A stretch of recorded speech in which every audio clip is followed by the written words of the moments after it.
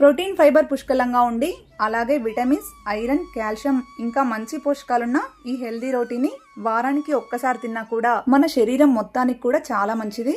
పిల్లలకు మనం చిన్నప్పటి నుండే ఇలాంటి మంచి ఫుడ్ అలవాటు చేస్తే పెద్దయిన తర్వాత వాళ్ళకు ఆరోగ్య సమస్యలు ఏవి రాకుండా ఉంటాయి.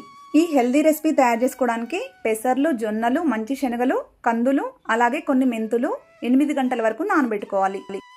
పప్పు ధాన్యాలు చాలా మందికి డైజెషన్ అవ్వక గ్యాస్ ఫామ్ అవుతుంది. అందుకే మనం మెంతులు వేసుకుంటే సెట్ అవుతుంది. అయితే ఈ విధంగా మంచిగా నానిన తర్వాత వీటిని గ్రైండ్ చేసుకోవాలి. ఒక మిక్సీ జార్లోకి తీసుకొని మనం కారం తినేదాన్ని బట్టి పచ్చిమిర్చి వేసుకొని అలాగే ఉల్లిగడ్డ ముక్కలు కట్ చేసుకొని వేసుకోవాలి. చిన్న అల్లం ముక్క, జీలకర్ర, క్యారెట్ అలాగే ఎల్లిపాయలు వేసుకొని కొద్దిగా వాటర్ పోసి మెత్తగా గ్రైండ్ చేసుకోవాలి. మరి వాటర్ ఎక్కువగా పోయొద్దు, కొద్దిగా పోసుకుంటూ ఇలా మెత్తగా గ్రైండ్ చేసుకోవాలి.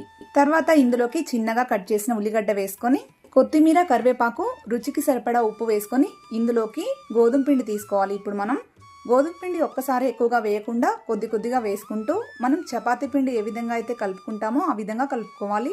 ఈ విధంగా కలుపుకొని పక్కన పెట్టుకోవాలి. తర్వాత మనం చపాతీ ఏ విధంగా అయితే చేసుకుంటామో అలా కొద్దిగా పిండి తీసుకొని చపాతీలాగా చేసుకోవాలి. గోధుమ పిండి చల్లుకుంటూ మరీ మందంగా కాకుండా కొంచెం పల్చగా చేసుకోవాలి. గోధుమ పిండి ఒకటే కాకుండా జొన్న పిండి, రాగి పిండి 3 కలిపి కూడా చేసుకోవచ్చు. టేస్ట్ ఇంకా చాలా బాగుంటుంది. ఈ విధంగా మనం రోటీ ప్రిపేర్ చేసుకున్న తర్వాత ఒక ప్యాన్ లో కొద్దిగా ఆయిల్ వేసుకొని మనం చపాతీ ఏ విధంగా అయితే కాల్చుకుంటామో ఆ విధంగా కాల్చుకోవాలి. ఆయిల్ మరి ఎక్కువ అవసరం లేదు, కొద్దిగా ఒక స్పూన్ మాత్రమే వేసుకోవాలి. ఈ రోటీ ఆరోగ్యానికి మంచిదనే కాదు, టేస్ట్ కూడా చాలా బాగుంది. ఇంకా చేసిన రోజు కాక తెల్లారైతే ఇంకా బాగుంది. మీరు ఖచ్చితంగా ట్రై చేయాల్సిన రెసిపీ, ఎందుకంటే ఆరోగ్యానికి చాలా మంచిది. ఈ హెల్దీ రెసిపీ మీకు నచ్చితే ఒక లైక్ చేసి నాకు సపోర్ట్ చేయండి. Thank you for watching.